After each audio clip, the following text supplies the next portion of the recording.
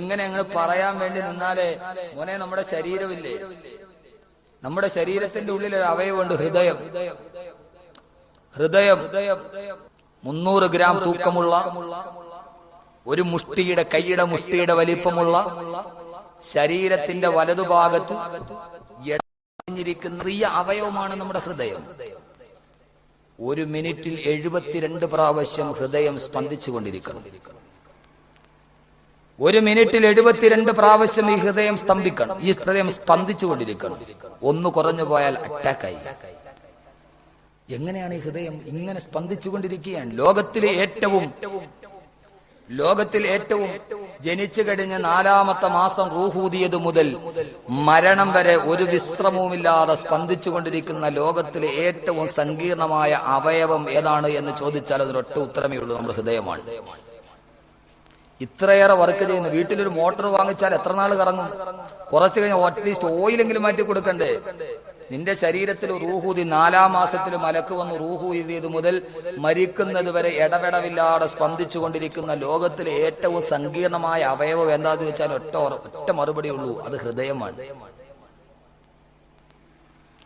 72-ൽ 1 കുറഞ്ഞു പോയാൽ നമ്മൾ പറയും അറ്റാക്കായിരുന്നു. ഈ ശരീരം മാത്രം മതി അള്ളാഹനെ മനസ്സിലാക്കാൻ. മൻ അറഫ നഫ്സഹു ഫഖദ് അറഫ റബ്ബ.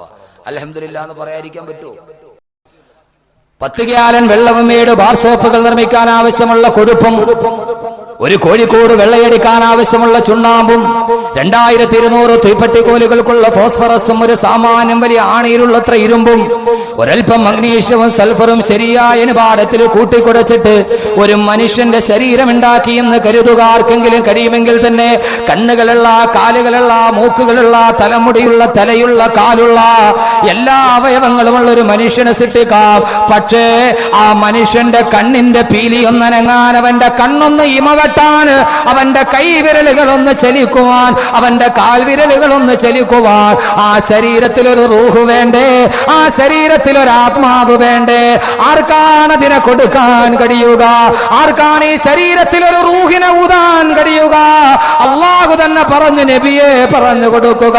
വയസ്അലൂനക അനിർ റൂഹ് ഖുലിർ റൂഹു മിൻ അംരി റബ്ബി വമാ ഊതീതും മിനൽ ഇൽമി ഇല്ലാ ഖലീലാ. ഓ നബിയെ പറഞ്ഞു കൊടുക്കുക. അവര് വന്ന് റൂഹിനെ കുറിച്ച് അങ്ങയോട് ചോദിച്ചാൽ പറയുക, ഖുലിർ റൂഹു മിൻ അംരി റബ്ബി. റൂഹ് എന്ന് പറഞ്ഞാൽ അല്ലാഹുവിന് മാത്രം കഴിയുന്നതാണെന്ന് പറയ് നബിയേ, പറയ് നബിയേ. റൂഹിനെ ഊതാൻ ആർക്കും കഴിയില്ല. ചുരുക്കത്തിൽ ഈ ശരീരം തന്നെ കാണുമ്പോ അള്ളാഹിനോട് പറയണം, അല്ലാഹുവേ അൽഹംദുലില്ലാ എന്ന് പറയണം. പറഞ്ഞല്ലേ പറ്റൂ? പറയാതിരിക്കാൻ പറ്റുമോ? പറ്റുമോ? എന്നാ ഒരു ഹദീസും കൂടെ കേട്ടോളീ, ഒരു ഹദീസും കൂടെ കേട്ടോളീ. പറയാൻ പറ്റുമല്ലോ നിങ്ങൾ തന്നെ തീരുമാനിക്കുക. അൽഹംദുലില്ലാ എന്തിനാ പറയേണ്ടത്? അല്ലാഹുവിന്റെ പ്രവാചകൻ ഒരിക്കൽ സഹാബത്തിനോട് പറഞ്ഞു, ഇന്നലിൽ ഇൻസാനി 360 മഫ്സലാ.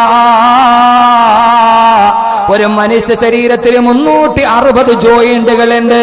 ആദരവായ പ്രവാചകൻ പറയുന്നു, 14 നൂറ്റാണ്ടുകൾക്ക് മുമ്പ് ഒരു സർവകലാശാലയുടെ ബിരുദം നേടിയില്ലാത്ത, ഒരു പള്ളിക്കൂടത്തിന്റെ പടിവാതിൽ കണ്ടിട്ടില്ലാത്ത, ഒരു ഗുരുമുഖത്ത് പോയി വിദ്യ നുകർന്നിട്ടില്ലാത്ത അന്നബിയിൽ ഉമ്മിയി നിരക്ഷരനായ പ്രവാചകൻ അർണോൾഡ് ജോസഫ് ടോയൻബിയുടെ വാക്കുകൾ കടമെടുത്തു പറഞ്ഞാൽ, the illiterate prophet of Arabia, അറേബ്യയുടെ നിരക്ഷരനായ പ്രവാചകന് ഒരു ശസ്ത്രക്രിയ ചെയ്യാതെ, ഒരു സ്കാനിങ് നടത്താതെ ലോകത്തിന്റെ മുത്തുതന്റെ അനുയായികളോട് പറയുകയാണ്, സഹാബാക്കളെ, ഒരു മനുഷ്യന്റെ ശരീരത്തിൽ 360 ജോയിന്റുകളുണ്ട്.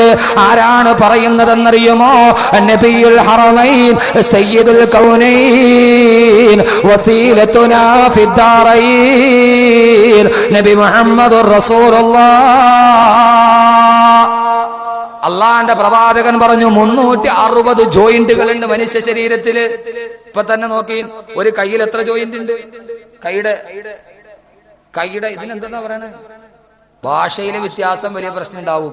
എന്താ ഈ ഭാഷയിൽ വ്യത്യാസം വന്നു? നിങ്ങൾ എപ്പോഴെങ്കിലും ചിന്തിച്ചിട്ടുണ്ടോ? ഖുർആൻ എന്ത് പറയും? ഞാൻ ഈ പറയുന്ന മുഴുവൻ ഖുർആനാണ്, ഖുർആൻ മാത്രം. മലയാളത്തിന് വന്നവന് മലയാളം ഇവിടെ നിന്നൊക്കെ മാറിയ പാലാട് കഴിഞ്ഞാൽ ഭാഷ മാറി തമിഴ്. തമിഴൻ എത്ര പാടുപെട്ട് മലയാളം പറയാൻ വേണ്ടി ശ്രമിച്ചാലും പറ്റൂല. 20 വർഷം കേരളത്തിൽ താമസിച്ചവനോട് വാഴപ്പഴം എന്ന് പറയാൻ അവന് പറ്റില്ല, വാളപ്പഴം എന്ന് തന്നെ പറയും. വഴങ്ങില്ല. കർണാടകയിൽ ചെന്നാല് ഭാഷ മാറി. കുറെ കഴിഞ്ഞാൽ ഉത്തർപ്രദേശിലോട്ട് പോയാൽ പിന്നെ ഉറുദുവായി. നമുക്കറിയോ ക്യാ കർത്താവെന്ന് വെച്ചാൽ അതാണ് വെയിൽ കൊണ്ട് കറുത്തു പോയതാന്ന് പറയും. കഴിയില്ല. ഭാഷകളിൽ വ്യത്യാസമുണ്ടാകുന്നു, നിറങ്ങളിൽ വ്യത്യാസമുണ്ടാകുന്നു. ഇന്ത്യയിൽ താമസിക്കുന്നവൻ ഇരുനിറം, അമേരിക്കയിൽ ജനിച്ചവന് വെളുത്ത നിറം, ദക്ഷിണാഫ്രിക്കയിൽ ജനിച്ചാൽ അവന് കറുത്ത നിറം. ആര് തീരുമാനിച്ചു ഇത്? ആരാണ് ഇങ്ങനെ തീരുമാനിച്ചത്? ഖുർആൻ നോക്കുക. അല്ലാഹു പറയുന്നു സൂറത്തുർ റൂമിൽ കാണാം, അല്ലാഹുവിന്റെ വലിയ ദിട്ടാന്തമാണ് ആകാശഭൂമികളുടെ സൃഷ്ടിപ്പ്. വഖ്തിലാഫു അൽസിനത്തിക്കും, നിങ്ങളുടെ ഭാഷയിൽ ഉണ്ടാകുന്ന വ്യത്യാസങ്ങൾ, വഅൽവാനിക്കും, നിങ്ങളുടെ നിറങ്ങളിൽ ഉണ്ടാകുന്ന വ്യത്യാസങ്ങൾ. സൂറത്തുർ റൂം അല്ലാഹു പറയാണ്. ഖുർആൻ പറയാത്ത എന്താ ഉള്ളത്? അപ്പൊ ഞാൻ പറഞ്ഞു എന്താണ്? കുഴ. ഒരു കയ്യിൽ തന്നെ എത്ര ജോയിന്റ് ആണ്. ഞാൻ സംസാരിക്കുമ്പോ ഏതൊക്കെ കൈയുടെ എത്ര ജോയിന്റുകൾ അടങ്ങുന്നോണ്ടാണ് സംസാരിക്കാൻ പറ്റുന്നത്? താടിയുടെ ഭാഗത്തെ ജോയിന്റുകൾ വർക്ക് ചെയ്യുന്നു, ഇല്ലെങ്കിൽ ശബ്ദം വെളിയിലേക്ക് വരില്ല. നിങ്ങൾ കസേരയിൽ ഇരിക്കുന്ന ഇപ്പൊ എത്ര ജോയിന്റ് വർക്ക് ചെയ്തിട്ടാണ്? നടുവിന്റെ ജോയിന്റ് വർക്ക് ചെയ്യണം, കാൽമുട്ടിന്റെ ജോയിന്റ് വർക്ക് ചെയ്യണം, കഴുത്തിന്റെ ജോയിന്റ് വർക്ക് ചെയ്യണം, കൈയുടെ ജോയിന്റ് വർക്ക് ചെയ്യണം. വർക്ക് ചെയ്തില്ലേ കൈ ഇങ്ങനെ തന്നെ ഇരിക്കുള്ളൂ, ഇല്ലേ? വർക്ക് ചെയ്തുകൊണ്ടല്ലേ ഇങ്ങനെ അടിക്കാനും ഇങ്ങനെ നിർത്താനും. ഈ വർക്ക് ചെയ്യാത്തൊരവസ്ഥയെ കുറിച്ച് നമ്മളൊന്ന് ആലോചിച്ച് നോക്കിയാൽ റോഡിലൂടെ നടക്കാൻ പറ്റുമോ? നടക്കാൻ പറ്റും. ഇങ്ങനെ തന്നെ ഇരിക്കുന്ന അവസ്ഥ. നിങ്ങൾ അൽഹംദുലില്ലാ പറയുന്നത് എന്തിനാ? ഞാൻ വളരെ സരളമായ ഭാഷയിൽ പറയാൻ. നമുക്കെങ്ങാനും നടുവൊന്നും മടക്കാൻ പറ്റാതെ വന്നിരുന്നെങ്കിലോ, മുട്ടൊന്നും മടക്കാൻ പറ്റാതെ എത്രയോ ആളുകൾ വയസ്സായി കഴിഞ്ഞാൽ. അള്ളാഹുവിന്റെ പ്രവാചകൻ പറഞ്ഞു, മനുഷ്യ ശരീരത്തിൽ 360 ജോയിന്റുകളുണ്ട്. ഓരോ ജോയിന്റുകളും വർക്ക് ചെയ്യുമ്പോ അതിന് അനുഗ്രഹം തന്ന അള്ളാഹുവിന് ആ അനുഗ്രഹത്തിന് പകരമായി ഓരോ ദീനാറുകൾ നിങ്ങൾ സദക്ക ചെയ്യണേ. നിങ്ങളുടെ 360 ജോയിന്റുകൾ നിങ്ങൾ ഉപയോഗപ്പെടുത്തുമ്പോ അള്ളാന്റെ റസൂല് പറഞ്ഞതാണ്, നിങ്ങൾ ഓരോ ജോയിന്റുകളും വർക്ക് ചെയ്യുമ്പോ അതിന് അവസരം തന്ന തമ്പുരാന് നന്ദിയായിട്ട് ഓരോ ദീനാറ് നിങ്ങൾ സദക്ക ചെയ്യണേ. ഇത് കേൾക്കേ താമസം എന്ന് പറഞ്ഞാൽ, ഞാൻ 2 മണിക്കൂർ സംസാരിക്കുമ്പോ എന്റെ കൈ ചലിക്കുന്നു, എന്റെ കാല് ചലിക്കുന്നു, എന്റെ നാവ് ചലിക്കുന്നു, എന്റെ താടിയെല്ലാം അനങ്ങുന്നു. ഓരോന്നിനും ഞാൻ ഓരോ സ്വർണ്ണ നാണയ സദക്ക ചെയ്താൽ 2 മണിക്കൂർ സംസാരിക്കുന്നവൻ എത്ര സദക്ക ചെയ്യേണ്ടി വരും? ഇത് കേൾക്കേണ്ട താമസം. ബിലാൽ റളിയല്ലാഹു തആല ചോദിച്ചു, അത്ര നബിയേ, നബിയേ, മാലാ താഖത ലനാ യാ റസൂലല്ലാഹ്.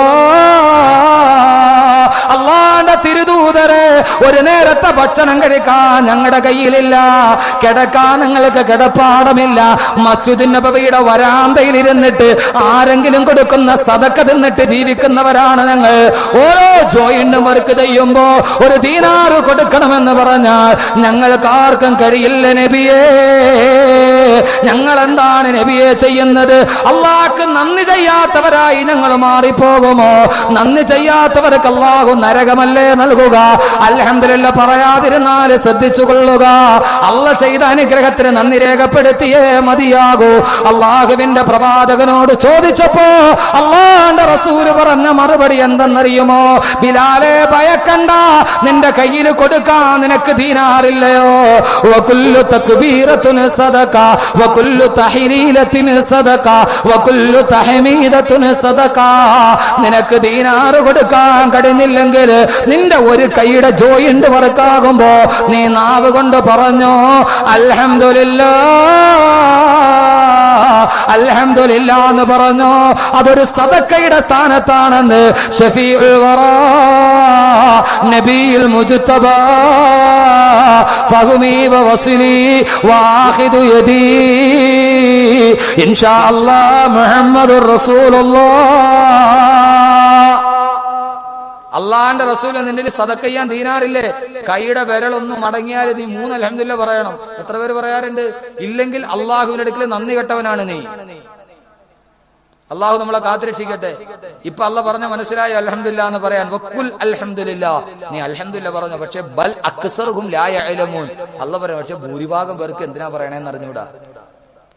അള്ളാഹ് തന്നെ പറയാണ്, ബൽ അക്സറുഹും ലാ യഅലമൂൻ, ഭൂരിഭാഗം ആളുകൾക്ക് എന്തിനാ പറയണേന്ന് അറിഞ്ഞുകൂടാ. അള്ളാന്റെ റസൂല് പറഞ്ഞു, നീ 1 ഗ്ലാസ് വെള്ളം കുടിച്ചോ. 1 ഗ്ലാസ് വെള്ളം കുടിച്ചിട്ട് നീ വെള്ളം കുടിച്ചു കഴിയുമ്പോ അള്ളാഹിനോട് പറയണം, അള്ളാഹുവേ അൽഹംദുലില്ലാഹ് അല്ലദീ ജഅലൽ മാഅ അദ്ബന ഫുറാതൻ ബിറഹ്മതി. അല്ലാഹുവേ, ഈ വെള്ളം എനിക്ക് കുടിക്കാൻ യോഗ്യമാക്കി തന്ന അല്ലാഹുവേ, നിനക്കാണ് സർവസ്തുതിയും. അൽഹംദുലില്ലാഹ് പറയണം. ഉറങ്ങുമ്പോ പറയണം, ഉറക്കിന്ന് എഴുന്നേൽക്കുമ്പോ പറയണം. ഒരു ഗ്ലാസ് വെള്ളം കുടിച്ചാൽ പറയണം. പറയാറുണ്ടോ?